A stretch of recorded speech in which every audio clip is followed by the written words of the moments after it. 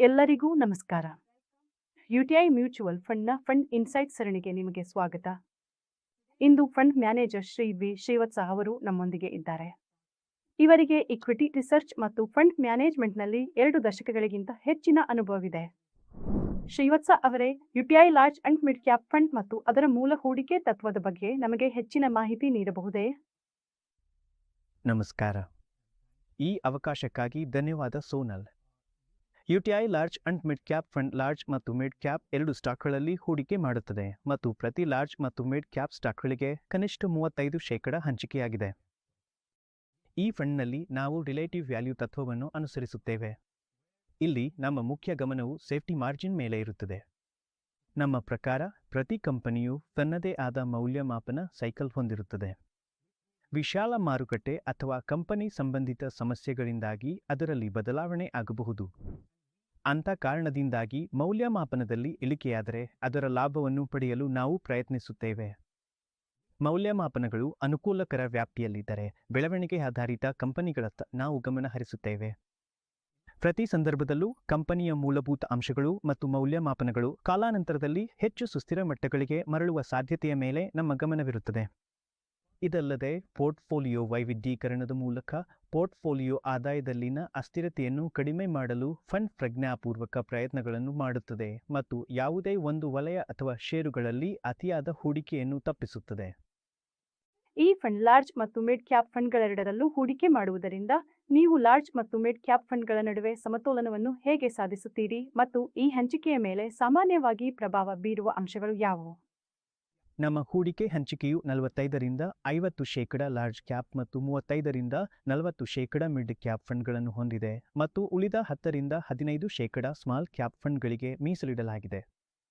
Large cap ಷೇರುಗಳು ಹೆಚ್ಚು ಸ್ಥಿರವಾಗಿರುವ ಕಾರಣ ಅವುಗಳಿಗೆ 45ರಿಂದ 50% ಪಾಲು ನೀಡುವುದು ನಮ್ಮ ಪ್ರಯತ್ನವಾಗಿದೆ.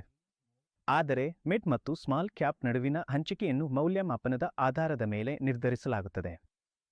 ಪ್ರಸ್ತುತ ಸ್ಥಿತಿಯಲ್ಲಿ ಸ್ಮಾಲ್ ಕ್ಯಾಪ್ಗಳು ಲಾರ್ಜ್ ಕ್ಯಾಪ್ಗಳಿಗಿಂತ ಹೆಚ್ಚು ಆಕರ್ಷಕ ಮೌಲ್ಯವನ್ನು ಹೊಂದಿದೆ ಎಂಬುದು ನಮ್ಮ ಅಭಿಪ್ರಾಯವಾಗಿದೆ. ಆದ್ದರಿಂದ ಸ್ಮಾಲ್ ಕ್ಯಾಪ್ನ ಹಂಚಿಕೆ 10% ಸ್ವಲ್ಪ ಹೆಚ್ಚಾಗಿದೆ. ಮಿಡ್ ಕ್ಯಾಪ್ ಮತ್ತು ಸ್ಮಾಲ್ ಕ್ಯಾಪ್ಗಳು ಅಸ್ಥಿರವಾಗಿರುವುದರಿಂದ ಮತ್ತು ಅವುಗಳ ಮೌಲ್ಯಮಾಪನಗಳು ಪ್ರಸ್ತುತ ಅಧಿಕ ಬೆಲೆ ಹೊಂದಿರುವುದರಿಂದ ಇಲ್ಲಿ ಅಪಾಯ ಮತ್ತು ಲಾಭವನ್ನು ಸಮತೋಲನಗೊಳಿಸುವ ವಿಧಾನವೇನು?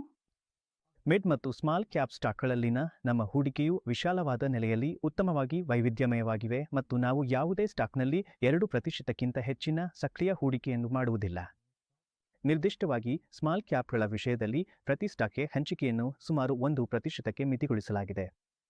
ಇದನ್ನು ನಿರ್ಧರಿಸಿದ ಮಿತಿಯೊಳಗೆ ಇರಿಸಲು ನಾವು ನಮ್ಮ ಹೂಡಿಕೆಗಳನ್ನು ನಿರಂತರವಾಗಿ ಪರಿಶೀಲಿಸುತ್ತೇವೆ. ಮಿಡ್ ಮತ್ತು ಸ್ಮಾಲ್ ಕ್ಯಾಪ್ನಲ್ಲಿ ಗುಣಮಟ್ಟಕ್ಕೆ ಒತ್ತು ನೀಡುವುದರೊಂದಿಗೆ ಸರಿಯಾಗಿ ಮೌಲ್ಯಮಾಪನಗೊಂಡ ಕಂಪನಿಗಳ ಮೇಲಿನ ನಮ್ಮ ಗಮನವು ಫಂಡ್ನ ಮೌಲ್ಯದಲ್ಲಿ ಕುಸಿತವನ್ನು ತಡೆಯಲು ನಮಗೆ ಸಹಾಯ ಮಾಡುತ್ತದೆ. ಫಂಡ್ ನಿರಂತರವಾಗಿ ಉನ್ನತ ಶ್ರೇಣಿಯ ಕಾರ್ಯಕ್ಷಮತೆಯನ್ನು ನೀಡುತ್ತಿದೆ. ಈ ಯಶಸ್ಸಿನ ಹಿಂದಿನ ಪ್ರಮುಖ ಪ್ರೇರಕ ಅಂಶಗಳು ಯಾವುವು?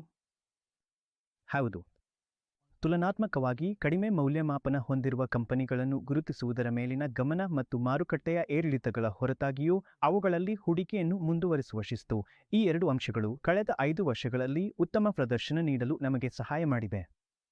ಇದರ ಹೊರತಾಗಿ ಬೆಳವಣಿಗೆಯ ಮೇಲೆ ಕೇಂದ್ರೀಕೃತವಾದ ಮಿಡ್ ಮತ್ತು ಸ್ಮಾಲ್ ಕ್ಯಾಪ್ ಕಂಪನಿಗಳು ಮತ್ತು ತಪ್ಪಾಗಿ ಮೌಲ್ಯಮಾಪನಗೊಂಡ ಕಂಪನಿಗಳ ಮೇಲಿನ ನಮ್ಮ ಗಮನವು ಸಹ ನಮಗೆ ಸಹಾಯ ಮಾಡಿದೆ.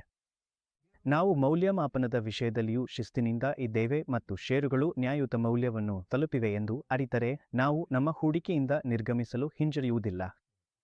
ಧನ್ಯವಾದಗಳು ಶ್ರೀವತ್ಸ. ವಿಡಿಯೋ ನೋಡಿದ್ದಕ್ಕೆ ಧನ್ಯವಾದಗಳು. ಮ್ಯೂಚುವಲ್ ಫಂಡ್ ಹೂಡಿಕೆಗಳು ಮಾರುಕಟ್ಟೆಯ ಅಪಾಯಗಳಿಗೆ ಅಧೀನವಾಗಿವೆ. ಸ್ಕೀಮ್ ಸಂಬಂಧಿತ ಎಲ್ಲ ದಸ್ತಾವೇಜುಗಳನ್ನು ಗಮನವಿಟ್ಟು ಓದಿಕೊಳ್ಳಿ.